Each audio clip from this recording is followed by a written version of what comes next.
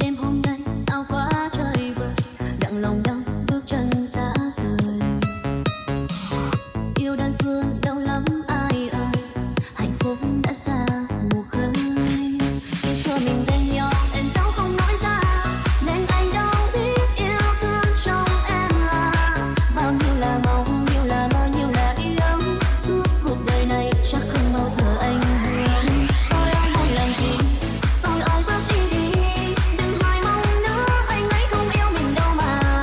Đã vô phải dừng lòng, khuyên anh chẳng an tâm, vì em cảm thấy anh em không yêu anh thật lòng.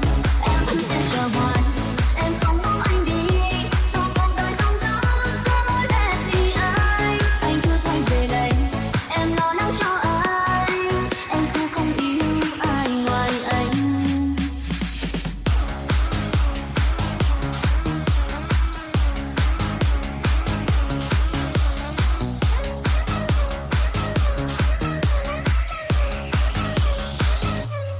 Xa nhau mình em đâu, em giấu anh có hay, chia tay nước mắt buồn tay anh đâu cần. Bên em và yêu, yêu rồi giờ xa cần quên, đơn đau yêu anh chắc không bao giờ anh biết.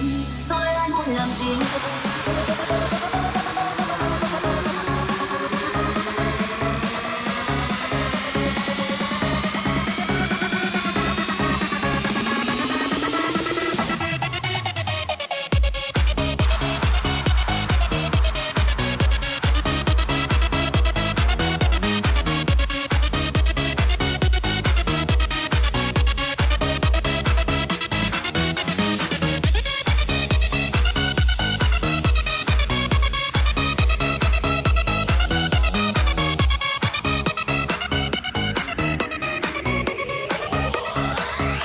Tôi ơi muốn làm gì, tôi ơi bước đi đi, đừng hoài mong nữa, anh ấy không yêu mình đâu mà.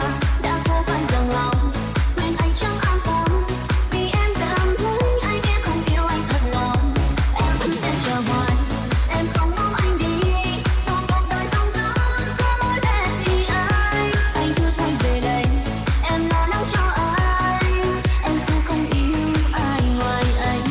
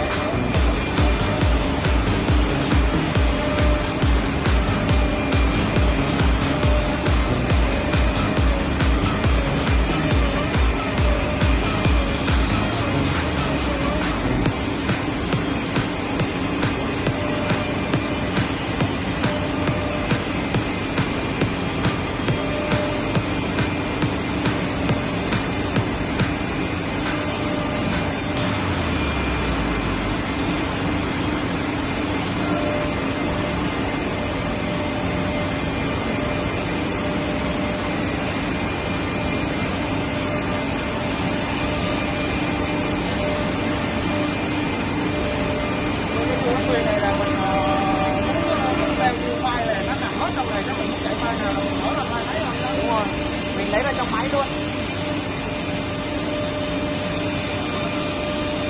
Còn bên kia là cái nhặt vô trong máy cái trường cái chân kệ điện thoại. Đúng rồi.